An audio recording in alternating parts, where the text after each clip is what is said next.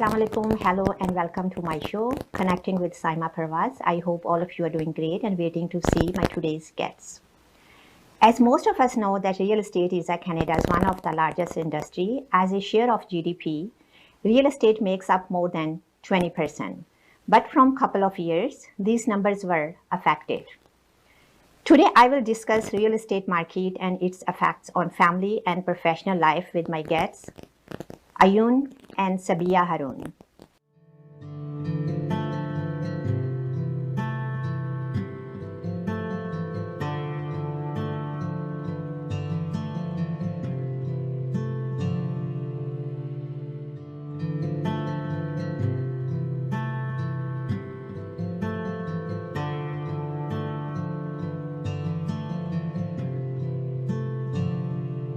Welcome to my show, guys. How are you guys? Assalamualaikum. Good. How are you? Assalamu alaikum. You guys did good? Yeah. How are you? Well. Good. Thank you. And I was missing you guys, actually. Yes, I know, likewise. it's been a long time. It's always so much fun chit-chatting with you. I know, always. So what's how's life? What's happening? Life is good, just busy with work. Things are starting to gear up for the summer. Business, we're going to be discussing real estate today. So, we can go over the things that, brand new clients should be looking for. And we'll be giving out some nice tips, tricks to the housing market and what to expect. Yeah, and the people who wants to buy new houses. Absolutely, yeah. We will be giving them advice as well. Yes, definitely. And Sabeeya, you're getting new clients, busy? Yeah, it's been busy, intertwined. Real estate can intertwine itself with family law. So yeah. I'm excited to hit those topics with you and go from there. Yes, sure. All right. So what is the prediction for the market, Ayoun? So it's tricky. We are very hopeful that, positive news will come out. But Inshallah. so far, inshallah, so far, there's two things that we have to look out for. One is inflation, and the other is the most important, which is interest rate. So a lot of people are expecting the interest rate to go down, and it should go down, ideally, but it's been very different post-COVID. The challenges are very different. Prior to COVID, things were normal. So, you would increase the interest rate, inflation would come down, and then interest would follow suit. But now, COVID happened, things got out of control, spending got out of control. So they had increased the interest rate, but now they're really trying to fight the inflation numbers to come down. And we are seeing progress. It's very slow, but it's happening. And we're expecting in the next couple, if not the next one, at least the one after the interest rate cut, we were expecting to come down. But they're saying in June, right? In June, yeah.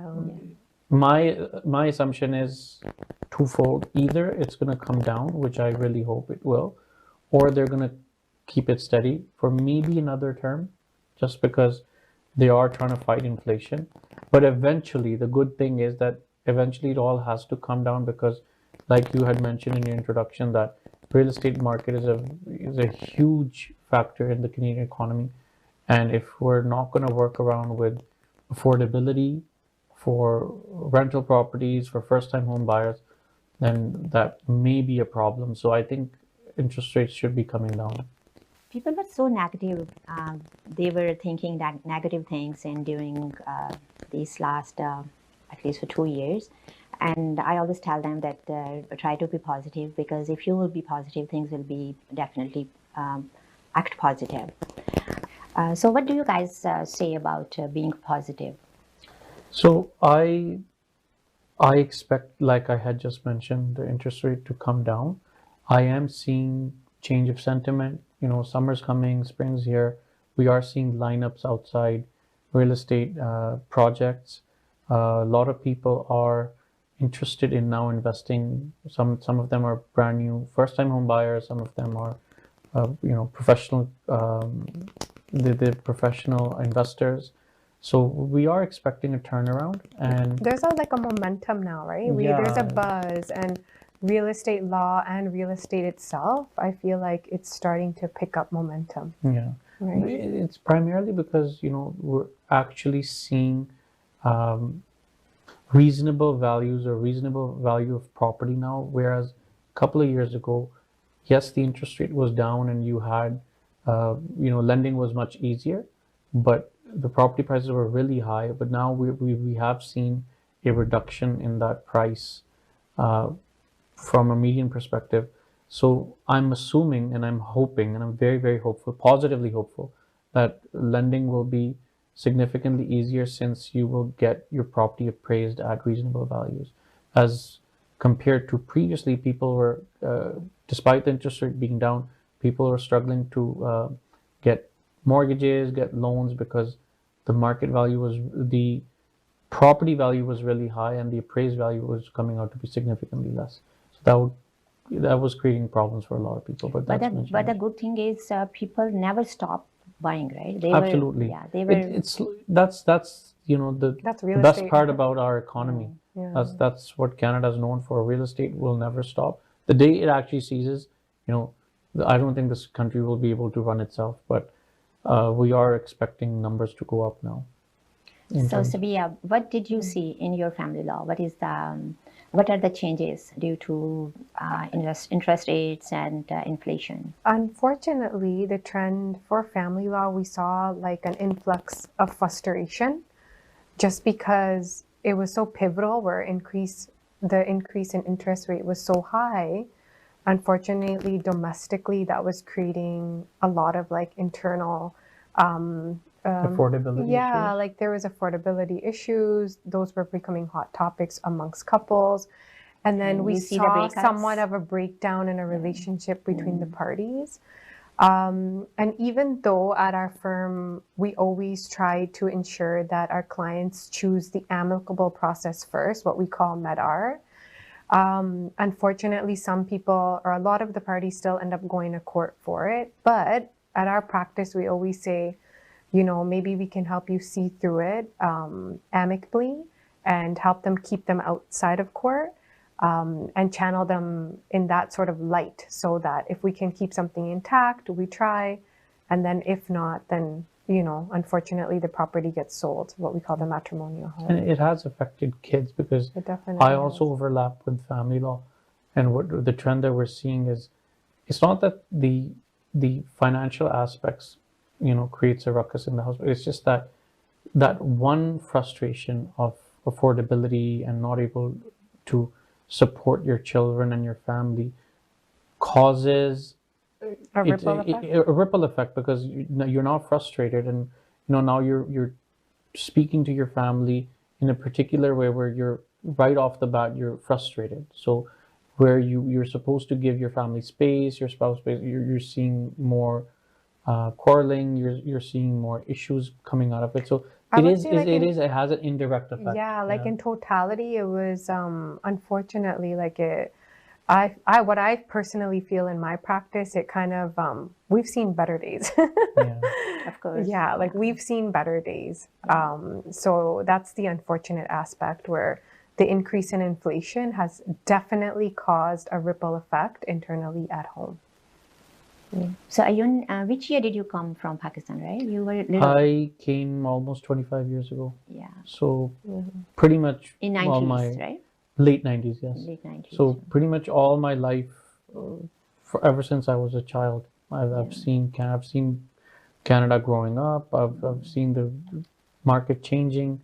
I've seen the ups and downs, and Same here. Like I came in Yeah. 90s, Nice. and I have seen like changes. a so lot much, of yeah. changes. It was cool country in Yeah. early years, right? Dynamics were different. There's good things, there's bad things, but on a more positive note, we have seen an increase in population that's brought in different cuisines. You probably realize when you're in Mississauga how much options you have for you to eat. You have people coming from different walks of life, and it gives as lawyers, as a law firm running in a multicultural city like Mississauga, you get to learn about different people. You get to learn about different cultures. A lot of times when clients come to us, their situations are specific to their cultural circumstances, and it's very important to understand the needs of your clients and what they expect in return. So Sabeeya, I have a question for you. If the couple, they are getting divorced and they have a couple of properties, this is actually very people ask me this question. Who gets the houses? So let's just say, hypothetically speaking, we have a couple with multiple properties and then one is a matrimonial home. So let's offset the matrimonial property. So that the definition for a matrimonial home is where you have literally resided with your family, and then that becomes your permanent dwelling. So that's another topic and another question. For the remaining properties, it goes into something called equalization. And when we pull something called your NFP, so your net family property, it's equated within that equalization. So values are taken. So we have to ascertain the FMV, so the fair market value of all these properties. Then it goes into your NFP, and then it's calculated and then divided in such. But then you also have your offset scenario where, you know, maybe one of the parties have, you know, invested heavily more so than the other party.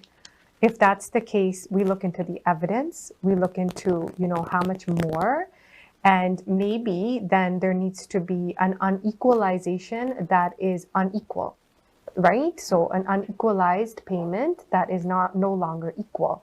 So we also get into sticky topics like that. And then sometimes we also need to hire something called a forensic accountant that helps us ascertain fairly who will be getting what. It's It's very mostly based on complex, contribution, you know, Who earn more, maybe? income. Or so who- net because family property- net family property, you Yeah. can perhaps explain to them that net family property involves a lot of things. It involves your assets, liabilities, expenses, Accounts, debts. income. So all of those numbers account to what's called a net family property. So we're making it sound very simple, but to calculate NFP, it's a very lengthy process for you to ascertain what the net family property is.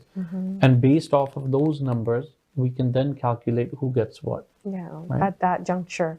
But in particular, just to properties, those would also get listed in your NFP.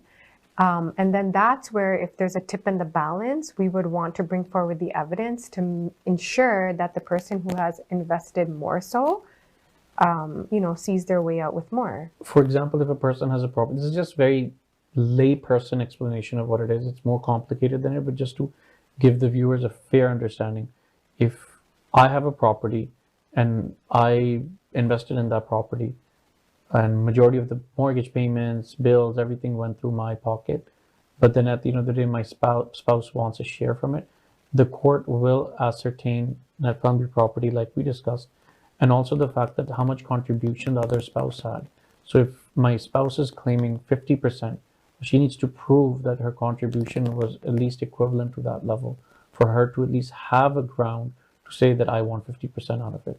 But if I've been making all of the payments, all the contributions, utilities, everything, and the other spouse has absolutely no contribution, it's very, very unlikely that it will be divided equally. Provided the fact that at that juncture, we both had an income. Right. It's not one for the other, like one grew in stature and then the other one had to stay home to raise children. Then that's a different topic. But it doesn't matter if one house is on one spouse name, other house is on other spouse name. No. It doesn't matter, right? That, No, it still has to be equalized. Equalized. yeah. Right? There still has to be disclosure for Yeah. it. Unless, you know, you have parties that are smart and then they've, let's just say they're high income earners, or at that juncture before they were getting married, you know, they kind of forecasted that they want to protect themselves from heavy litigation. They go into something like a marriage contract, and I believe you and I had Maybe we have that. We discussed this. indulged in that, so you might want to go back and look at one of those videos with Saima, you know, where we break down a marriage contract and how potentially it can help you from going into heavy full throttle litigation. You know, so if the assets are protected with a marriage contract that's put into place prior to you getting married, then, you know, you can see your way out of it. But if you don't have those mechanisms put into place, then most times it goes into litigation. Yeah, the smartest people, smartest couples, I would say, would be, you know, the people that actually speak to each other especially when there's a breakdown of trust, breakdown of I relationship, agree. Yeah. and have a mutual agreement between the parties. And the most important thing is that each person has to be fair. Each person has to be reasonable. If I haven't contributed into a property and I'm now claiming that I want 60, 70% out of it, well, that's calling for a dispute. That's calling for extensive legal costs, going into court, going into mediation, arbitration, many other things. But if I'm reasonable and I'm being fair and saying, hey, this is what my contribution is, this is what I want from it, well, it's that much easier for even lawyers to resolve those problems. But when even one party decides to be unreasonable, fortunately, everybody has to bear that cost. And some of my clients, they ask for the trust account. Like Yeah. how the trust account works. So it's basically establishing a trust. A lot of people think it's just a bank account. It's actually a set of rules that you set up for something to happen. A trust is basically uh, it's something that you're holding it in trust for a beneficiary. It could be a bank account, it could be a house, it could be anything. So ideally, you would want to draft up a trust document outlining exactly what the terms are, what the conditions will be, if God forbid, the person who's the trustee was to pass, how it would be transferred to the beneficiary, tax consequences. And obviously, when the client comes in for those kind of questions, we go over everything expressly in detail, explaining how those things work. Yeah. And in your firm, you guys handle the trusts. Yes, we right? do. Yes. Absolutely. As a realtor, I'm going to bring most asked questions on everyday basis, which my clients ask me. Guys, when you are searching your new home, you need to work on your credit score. That's the first thing. And the credit score is most important for buying, even for renting the place. Any house, any commercial place, anything that people will ask you your credit score. Right, Ayoun? Absolutely. I Yeah. think it's very important to understand what credit scores are. It's very important to understand what can negatively and positively affect those scores, because they ultimately result in, the quality of the loan that you're going to get. Sometimes when people don't have good credit scores, you may end up with a private lender who's giving you a very high interest rate, right? So making sure that the credit score is proper, you may end up with a good lender with a good interest rate. And for people that are planning on renting, nowadays with the way market is, landlords have suffered in the last 2 years. Well, tenants have suffered too. This is not, I'm not, I don't have a bias for one, but since we're talking about credit scores, landlords nowadays are very picky with, who's going to be Their income, their renting, credit score. income, credit score. They even ask questions regarding your background, how long you've been in this country, because a lot of times, landlords have been suffering people without credit scores not paying, and then because there's a huge backlog in our landlord tenant board tribunals, um, that has affected the ability for landlords to evict tenants. So And the then scrutiny is that much higher I now. also wanted to highlight here, it's the proper place too, that when you and your spouse go joint in on something, for instance, like a property, remember that can also affect your credit score if someone pulls a line of credit unknowingly to you. So if you and your spouse are in a dispute and someone pulls that line of credit, one or the other, that can negatively affect you as well. So be mindful of all this when you're going into contracts or when you're, purchasing a property, the legal liability that you're getting into. That's why we always say before you sign, review it. If you don't know what you're reading, take it to a lawyer, take it to someone that you trust. And it's never too late. It's never too late, and learn what is in that contract. And often that's in oversight. And one trend that I see a lot of times is people contacting me, they just want stuff done. And I respect that. People want, their work done in 2 days, 3 days, but a lot of times I have to push the clients back a little bit and say, hey, look, you're here for legal advice. We're not here to rush up a project or a file or a matter. We're here to make sure that there's quality involved. So a lot of times people want, me to draft contracts and different things that they want me to do. But I tell them reasonably that something that's going to take 2 weeks It's not going to happen in 2 days. And the reason why we take that time is because, and this is not to say that we spend extra amount of time, it's just that if something requires a certain amount of work, we don't actually take shortcuts and make it sound like, oh, we can do it in 2 days, because We're not magic people workers. that are exactly, we're not magic workers. People want to get that done, but the moment they get into a dispute, so let's just say if you come to me and you say, you know what, Ayoun, I'm buying this business and I want this contract drafted, and while I'm reviewing it with you, you're saying, yeah, it's okay, let's just go ahead because the other party's pressuring me and they want me to sign this. The moment that project gets into a dispute, you're going to be the first person coming to you and saying, oh my God, how can you protect me? What's in this agreement that can protect me from whatever dispute you're in? That is when even the finest margins will come into play. So one word like, may or shall, like just one word can change the whole dynamic of your case. So it's very, very important to allow your lawyer to take their time And to do it draft sufficiently. and do it right? sufficiently, Yeah. right? I mean, every lawyer, you will come across lawyers that are wanting to do it quickly. So make sure you keep an eye out for competency as well. The good thing about your firm is you have many people in your firm, right? Absolutely, Yeah, yes. because Yeah. I have seen even the lawyer firms, there's just one, it's a one-person show. Yeah. So how much work he's gonna do? Absolutely. Yeah. So give You them need that sufficient clerks, time to power through it, right? Absolutely. Yeah. And be mindful of that. Like when you're going in for it, be mindful of that counsel taking their time to draft it because they need it so it can be done sufficiently to work for your interests, right? Absolutely. At a later time. Hi guys, I'm sure you guys are enjoying my show, and I'm gonna see you after a short break.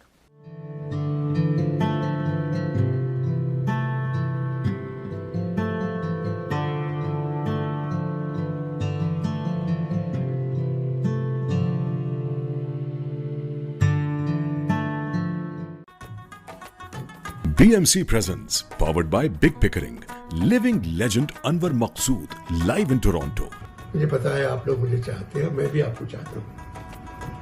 जो लोग दूर रहते हैं ना, उनमें बहुत ज़्यादा मोहब्बत होती है, और इसी मोहब्बत की वजह से मैं आ रहा हूँ। एक यादगार शाम, एक यादगार show on Saturday, May 25th, 2024 at the International Centre, 6900 Airport Road, Mississauga. Tickets for $100, $50 and $25 available on eventbrite.com.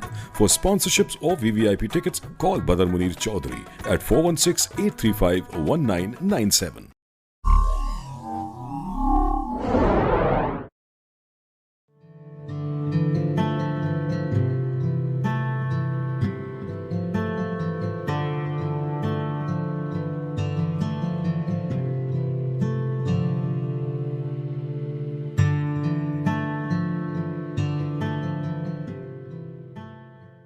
Hi guys, I'm back. Before break we were discussing the most asked questions in real estate, what my clients ask me on everyday basis. Another question, the first question was what do they need for the qualifying for the mortgage or for renting the properties. Main thing is credit score. Another thing is income. They need a best income to qualify or according to their purchase price, right, Ayoun? That's correct, Yes, that's yes. Right, yeah. And so credit score, income. And So you basically need a good team. A lot of people, what I see the trend is that they're struggling with mortgage brokers.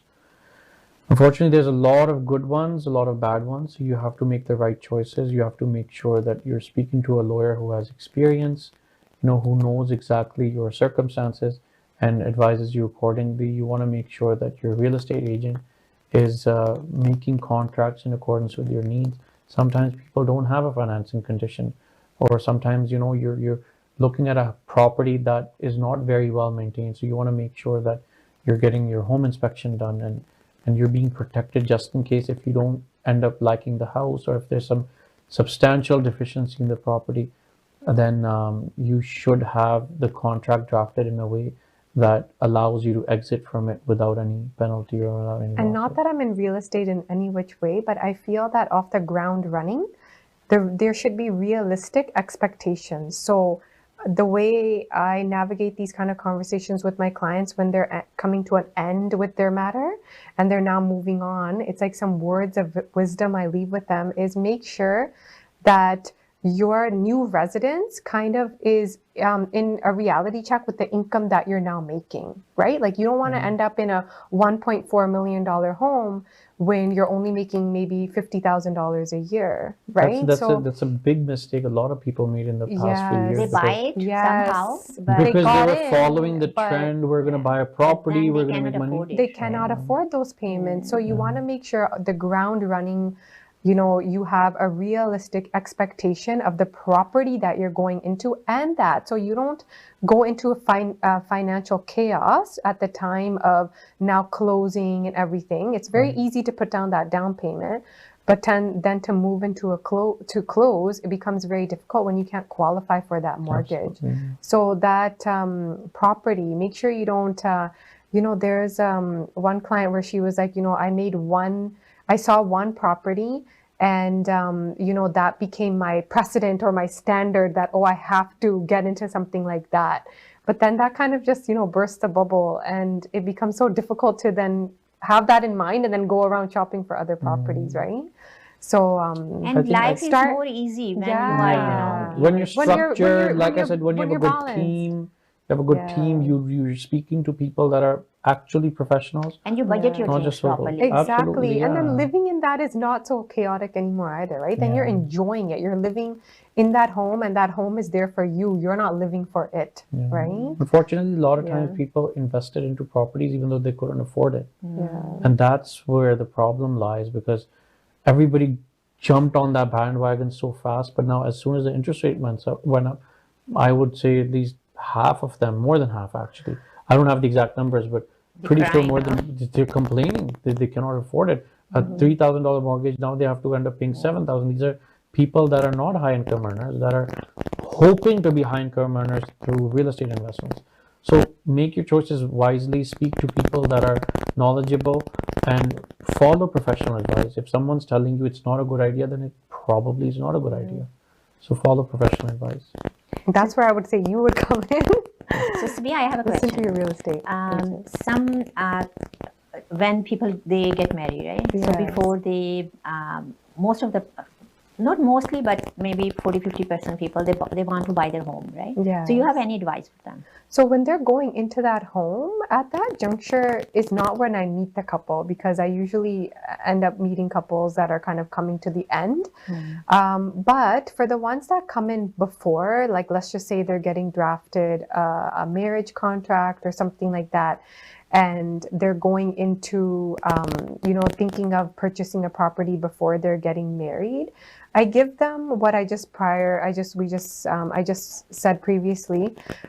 You know, make sure that you have that income ratio balanced in your head and that you know what you're getting into. And then also if you're going joint in on title, and your partner is also contributing to that property, then know that, you know, most likely it's going to become something that will always get divided in half. And if you're okay with that, then go for it.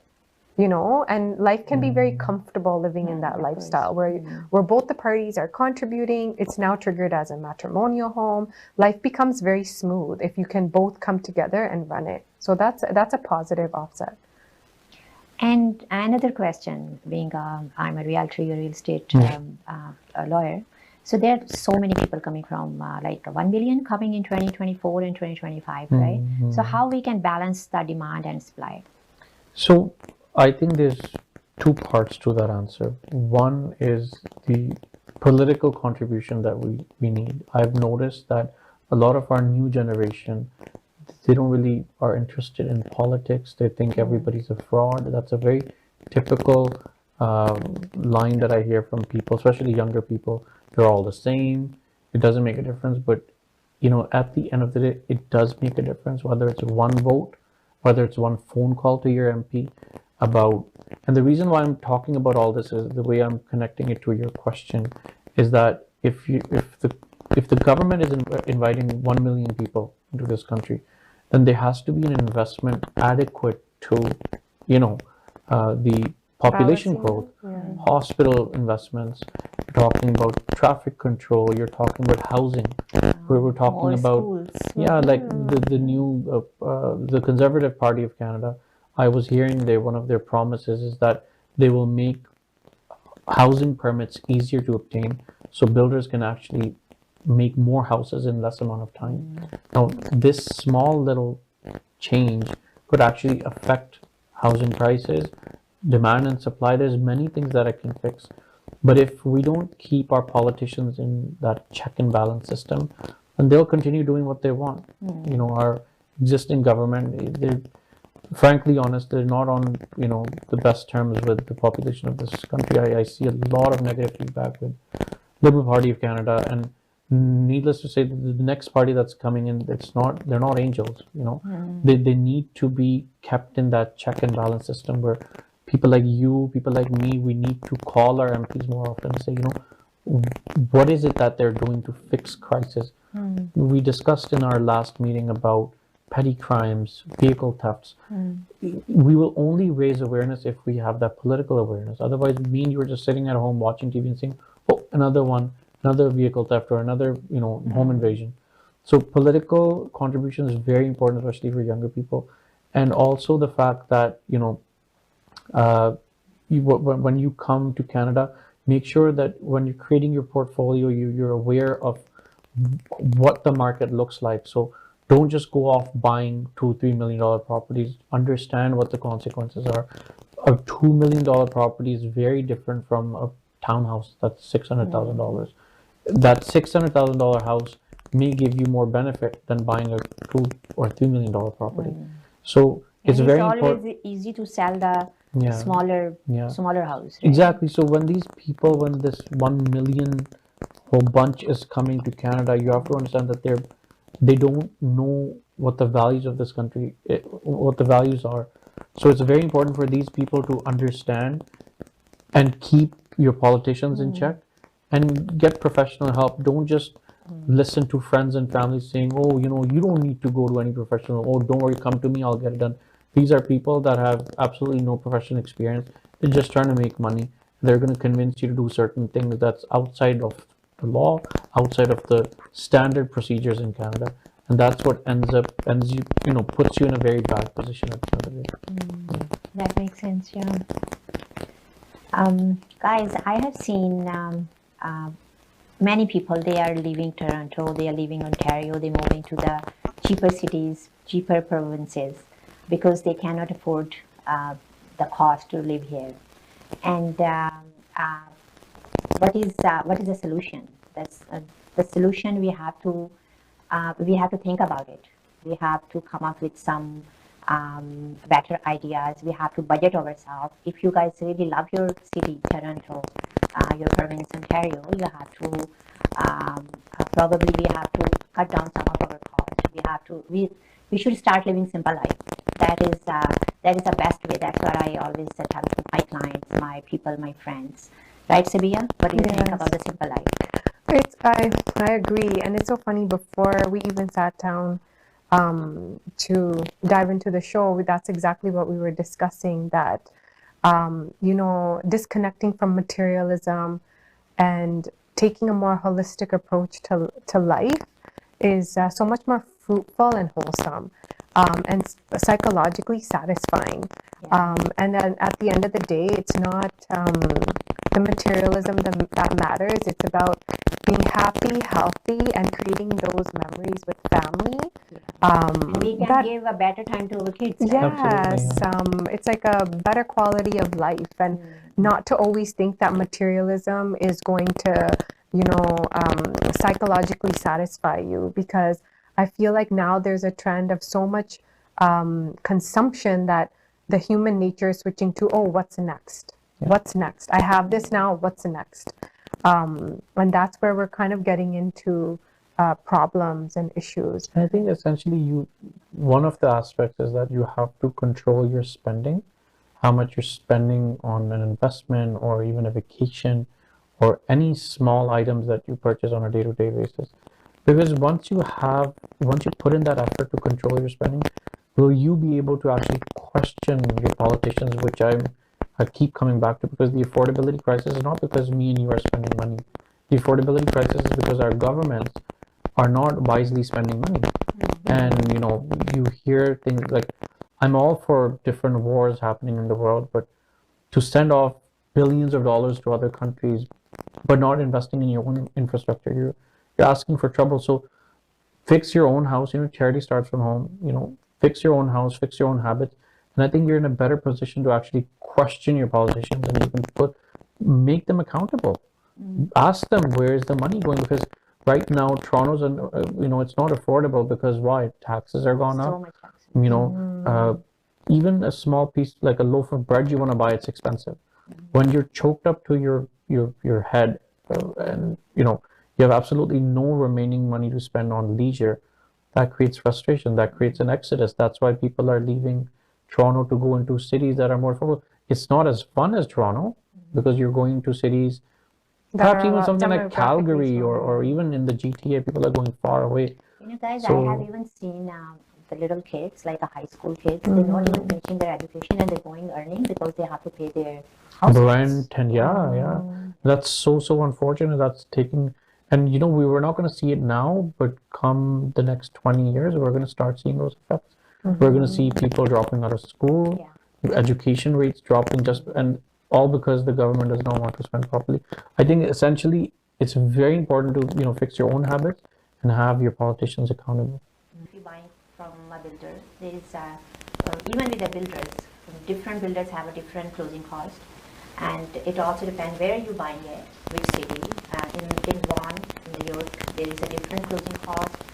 Land transfer fees is different. In Toronto, there is different land transfer fees. That is absolutely, yeah. So, when you're interested in purchasing the property, again, like we've been discussing throughout the show, that it's very important that you speak to a legal professional who can actually explain to you with experience what the costs will look like. Now, it's impossible for me to give a ballpark of a closing, even though I think it's anywhere between 2 to 4%. But every transaction is very different. I'm actually currently working on a commercial purchase, but the financing is coming out of an existing matrimonial home. So this is like a multifaceted two-tier transaction that costs much more than a person who's just buying a property and getting the financing from the home. So every transaction is very different. When you're buying from a builder, you had mentioned in your comments, you should look out not just for land transfer, but there's a lot of little things that you must look out for. Things like hydrometers. Yes, it is probably like $1,300-$1,400. It's always good to show to the lawyer. Absolutely, they accumulate. You're talking about levies. The city imposes levies on you. They could range from. Some builders are just living, right? Absolutely, from $1,000 all the way to $20,000. Here's the thing: when you're looking at your closing costs, it's a South Asian mentality. We look at it and we say, oh, that's a given. We have to pay.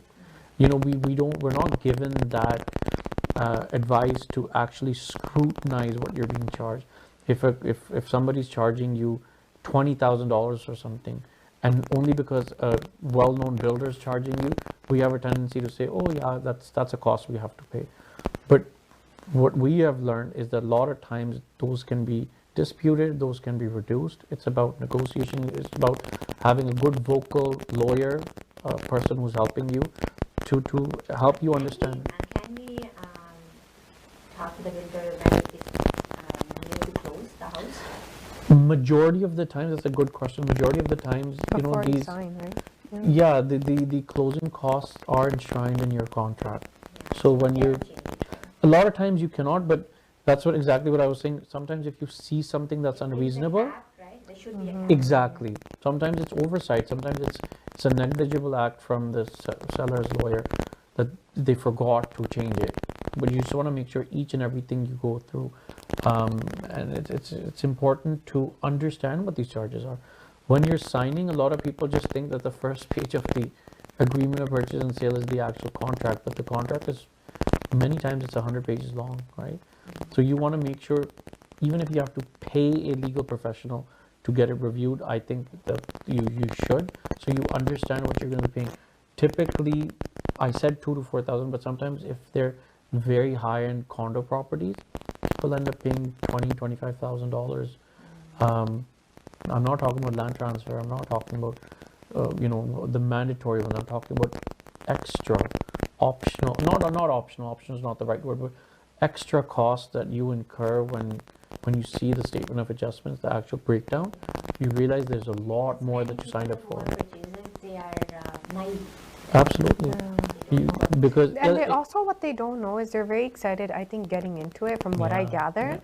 And then they don't really realize that they could have opted out for a purchase of an hour buyout from like a good solicitor, go through it in full so they fully understand exactly what they're getting into. A lot of these people, they hear from someone, oh, I invested in a property for such and such amount and I made so much money. That's their driving factor to buy a property.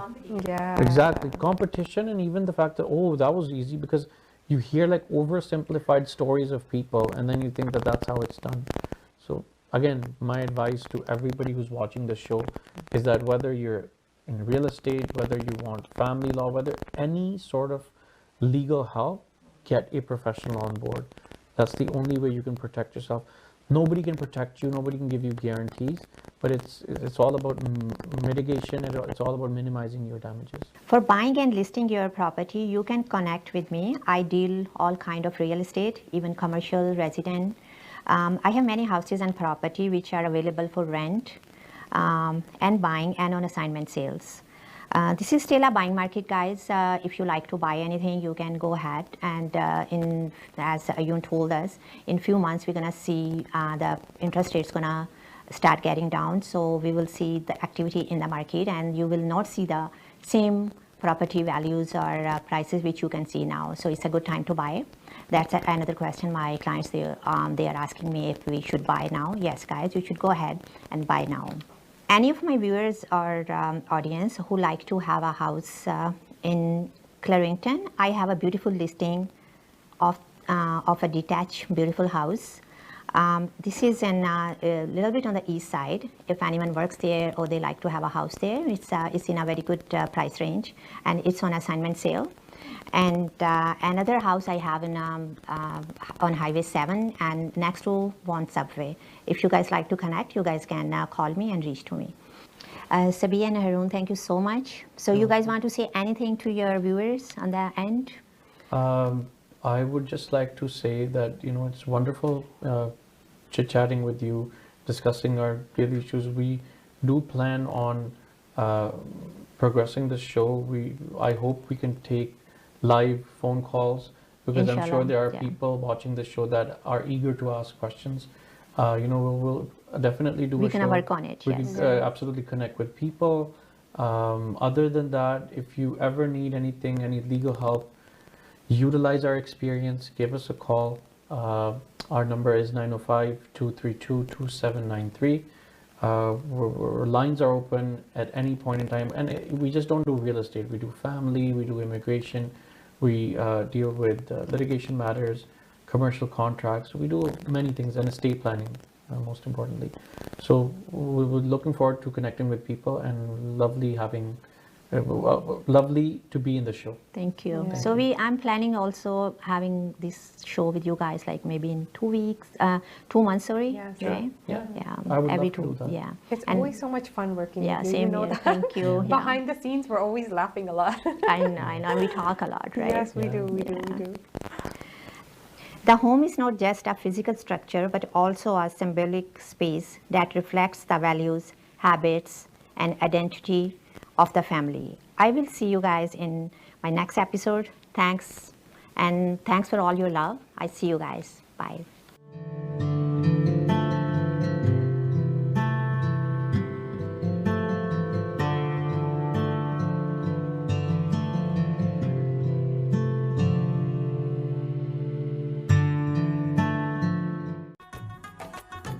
BMC presents, powered by Big Pickering, living legend Anwar Maqsood, live in Toronto.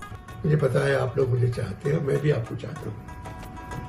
जो लोग दूर रहते हैं ना, उनमें बहुत ज़्यादा मोहब्बतें होती हैं, और इसी मोहब्बत की वजह से मैं आ रहा हूँ. एक यादगार शाम, एक यादगार show on Saturday, May 25th, 2024 at the International Center, 6900 Airport Road, Mississauga.